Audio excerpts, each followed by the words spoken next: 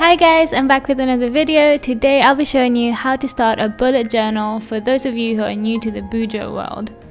I will be showing you the essential pages and some tips and tricks towards the end, so if you already know how to bullet journal, you might still find some of the hacks in this video useful. So if you want to see those, please stay right here. So to bullet journal, all you need is a notebook and a pen. Of course, you can invest in other fancy things like brush pens and washi tapes to make sure your journal stands out, but it's also up to you. Any type of notebook will do, but I like to go for the dot grid notebooks because they make drawing lines easy without being too distracting. To start off, I'm just creating a simple cover which could include the current year and your personal details like your name, number, and email, so if you lose it, a nice person could reach out to you and return it, who knows. I want to keep it simple because I like to decorate each month with a theme, and usually that's where I get a little bit more creative. If you want to check out some of the past layouts, I'll leave a link to our bullet journal playlist in the description box below.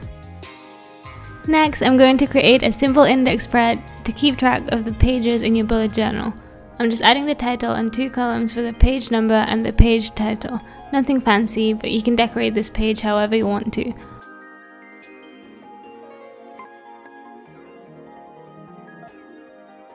The next thing I want to show you is the key page. The key page is just a page to keep all the symbols you might use throughout your bullet journal with an explanation next to it, so you don't forget what each one means.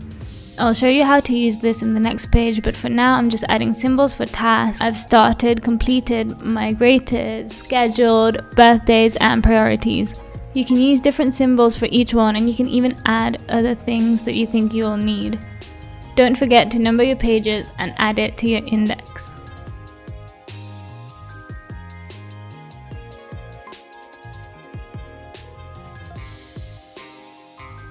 The next page is the future log. This is just to give you an overview of your current year. I've already drawn the template in pencil, so before you draw your boxes, make sure you can fit all 12 months on your page. You can do a double page spread if you want bigger boxes, or if you are starting your bullet journal in the middle of the year, you don't have to add boxes for all the months in the year.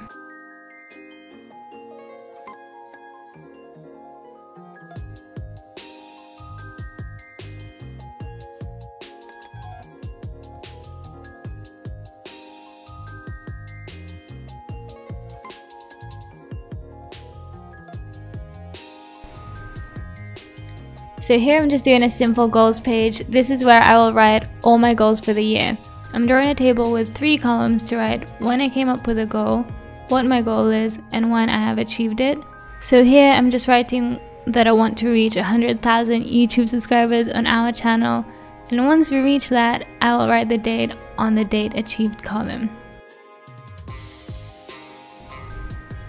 Another one of the essential parts of bullet journaling is organizing your months. So here I'm just dividing my Bujo by adding a cover for the current month, and you can do this for all of the months, but you also don't have to add a cover if you don't feel like it.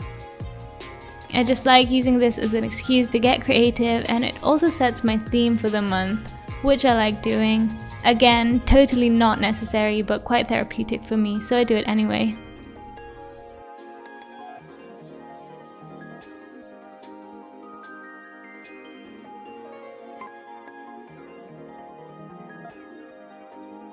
Within the month section of your bullet journal, you might want to add some things before you go straight into your weeks. Here I'm just going to show you how to create a mood tracker.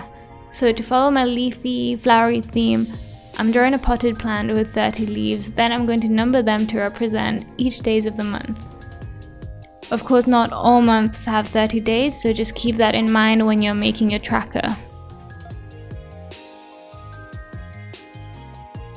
Then I'm just adding color codes for each mood. You can have more moods than this if you want.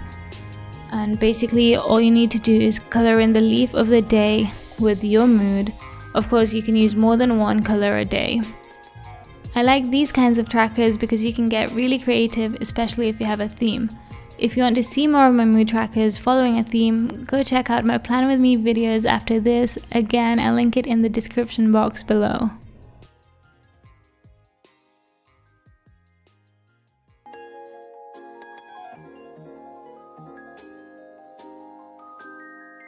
Another thing that you could add in your month section is a habit tracker. This is just to keep track of how often you are doing certain habits you want to track. So if you want to do more or less of something, you might want to add it here so you can track it. A great way to cheat and easily create a tracker is to use graph paper. It just makes it so much easier to get all those boxes because sometimes you don't feel like drawing 30 boxes for each habit you want to track. So for this one, you can just go ahead and cut the graph paper into the shape of a calendar to make it easier for you to know which day it is, but for this example, I'm just using this shape. Then you're going to want to cut the same shape over and over until you have one for each habit you want to track. Here I cut 6 trackers for laundry, painting, YouTube, walking my dog, drinking water, and going to bed early. You can track pretty much anything, so it's all up to you and what you want to focus on in the current month. Up next is the monthly log. For this one, I'm just doing a simple table layout, adding numbers to represent each day, and then dividing it in 2 for personal logging and for work. There are lots of other ways to do a monthly log. This is just a very quick and easy one for when you're just starting. But if you want to try more complicated layouts, you can maybe do a calendar style layout, vertical boxes, horizontal boxes. You can try out different layouts to see what works for you. So to fill it in, all you need to do is write what's happening on that day at work or in your personal life. You can keep using your keys here as well if you want to track different tasks and events. And the final page where you want to end your month section is the weeklies. I'm just showing you the first week here, but you're going to want to continue and do all the weeks for the month. This just gives you a bit more space to write things you need to do in more detail. Again, you can try different layouts depending on what works for you. So if you're a busy person, you might want to do a 2-page spread for each week.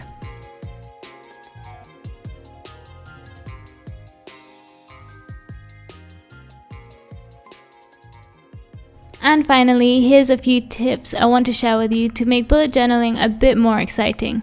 My first tip is to add a washi tape at the side of the page that you want to bookmark.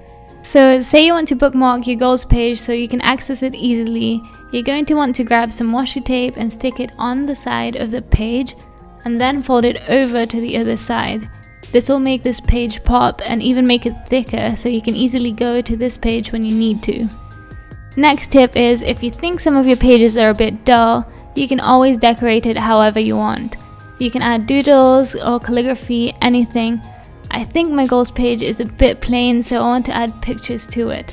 You can use this as a visual goals page as well to help you really visualize your goals. My final tip is keeping tabs of your pages with sticky notes.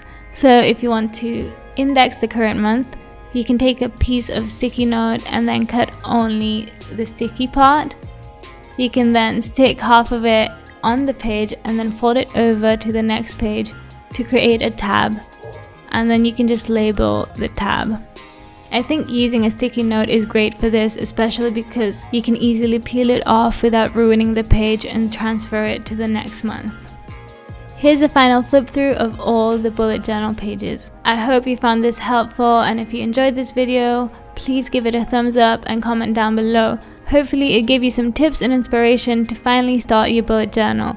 If you want to see more videos like this one, please don't forget to subscribe and hit that bell button to get notified each time we post.